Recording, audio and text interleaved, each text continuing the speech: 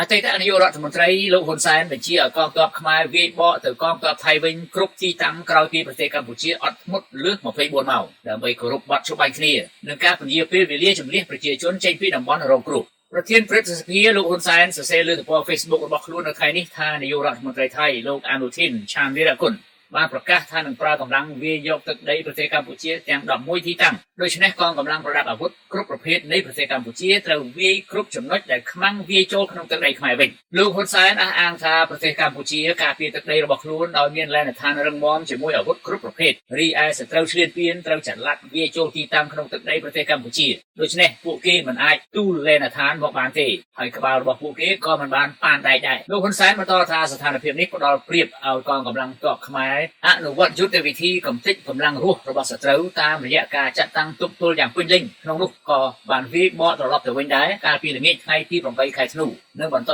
វាយបកបន្ថែមទៀតកាលពីយប់ថ្ងៃច័ន្ទនិងព្រឹកថ្ងៃអង្គារទី9ធ្នូមេដឹកនាំបកកណ្ដាលអំណាចរូបនេះលើកឡើងថាចំពោះសម្លេងនៃទ័ពថៃដែលបានប្រកាសថាដើម្បីសន្តិសុខប្រជាជនថៃត្រូវតែបំផ្លាញសមត្ថភាពកម្លាំងការពារជាតិប្រទេសកម្ពុជាសម្រាប់រយៈពេលវែងគឺបង្ហាញថាពួកគេខ្លាំងជាងប្រទេសមហាអំណាចខាងអាវុធនិងកងទ័ពនៅលើពិភពលោកនេះទៅទៀតប៉ុន្តែប្រទេសកម្ពុជាក៏មិនអង្គុយអោបដៃឲ្យថៃបំផ្លាញតាមអំពើចិត្តដែរលោកហ៊ុនសែនបញ្ជាក់ថាប្រទេសកម្ពុជាត្រូវការសន្តិភាពតែប្រទេសកម្ពុជាបង្ខំចិត្តវាយបកវិញដើម្បីការពារទឹកដីរបស់ខ្លួនតែប៉ុណ្ណោះការអះអាងនេះធ្វើឡើងបន្ទាប់ពីការប៉ះទង្គិចប្រដាប់អាវុធរវាងប្រទេសកម្ពុជានិងប្រទេសថៃបានផ្ទុះខ្សែជាថ្មីឡើងវិញអស់រយៈពេល2ថ្ងៃមកនេះក្រសួងការពារជាតិប្រទេសកម្ពុជាចេញសេចក្តីប្រកាសព័ត៌មាននៅថ្ងៃនេះថាយោធាថៃបានធ្វើសកម្មភាពបាញ់ប្រហារបន្តរហូតឥតដាច់ស្ទើរពេញមួយយប់នៅក្នុងភូមិសាស្ត្រយុទ្ធភូមិភាគទី5នៅវេលាម៉ោង 4:58 នាទីដល់វេលាម៉ោង 5:25 នាទីថ្ងៃទី9ខែធ្នូឆ្នាំ2025នេះប្រពន្ធដដែលបញ្ជាក់ថាយោធាថៃបានប្រើប្រាស់ដ្រូនខ្នាតធំអស់សើការចូលនៅក្នុងភូមិសាស្ត្រភ្នំត្រងោលបន្ទាប់មកយោធាថៃបានធ្វើសកម្មភាពបាញ់ចែកពុលនៅលើតំបន់នោះប៉ុន្តែនៅវេលាម៉ោង 5:30 នាទីដល់ម៉ោង 6:10 នាទីយោធាថៃបានចាប់ផ្ដើមបើកការបាញ់ប្រហារដោយប្រើប្រាស់គ្រាប់កាំភ្លើងប្រភេទ 105 មីលីម៉ែត្រទៅលើទីតាំងអូភ្លុកតម្រៃក្នុងទឹកដីប្រទេសកម្ពុជាតែម្ដងចំណែកឯភូមិសាស្ត្រយុទ្ធភូមិភាគទី4វិញត្រូវយោធាថៃបើកការវាយប្រហារទៅលើប្រទេសកម្ពុជាចាប់តាំងពីវេលាម៉ោង 4:45 នាទីទៀតភ្លឺមកម្លេះគឺនៅក្នុងតំបន់ភ្នំខ្មោចនៅបានពង្រីកភូមិសាស្ត្រនៃការវាយប្រហារទៅលើតំបន់ផ្សេងទៀតផងដែរមានតាថាវប្រាសាទតាមាន់ប្រាសាទព្រះវិហារប្រាសាទខ្នារវាលឥន្ទ្រីភ្នំខ្មោចគោល8ចំតែអានសេះថ្មដូនអូស្មាច់ភ្នំអនុស្សាវរីយ៍មុខវត្តកែវសិក្ខាគិរីស្វរៈនឹងបានបាញ់ផ្សែងពុលនៅប្រាសាទតាក្របីថែមទៀតទាក់ទងនឹងស្ថានភាពនេះកាលពីថ្ងៃទី8ខែធ្នូកាសែតថៃ The Nation បានស្រង់សម្ដីមេទ័ពថៃ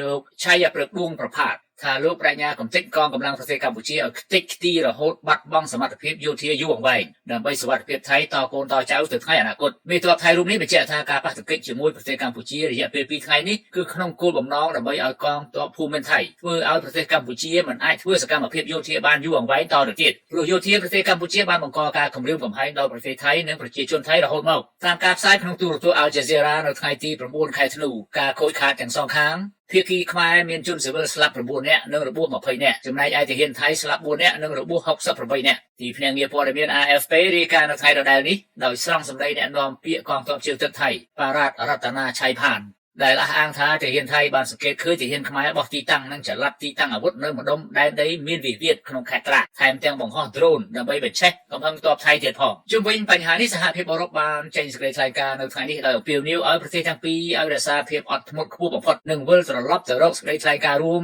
ដែលបានចុះហត្ថលេខានៅថ្ងៃទី26ខែតុលាក៏ដូចជាវិធានការកសាងទំនុកចិត្តដែលបានកំណត់នៅក្នុងនោះប្រពន្ធដដែលបញ្ជាក់ថាសហភាពអឺរ៉ុបបានត្រៀមខ្លួនរួចជាស្រេចដើម្បីគ្រប់គ្រងវិធានការនានាដែលភាគីទាំងពីរបានព្រមព្រៀងគ្នាក្នុងគោលបំណងកាត់បន្ថយភាពតានតឹងរួមទាំងសកម្មភាពមនុស្សធម៌និងបោសសម្អាតមីនផងដែរ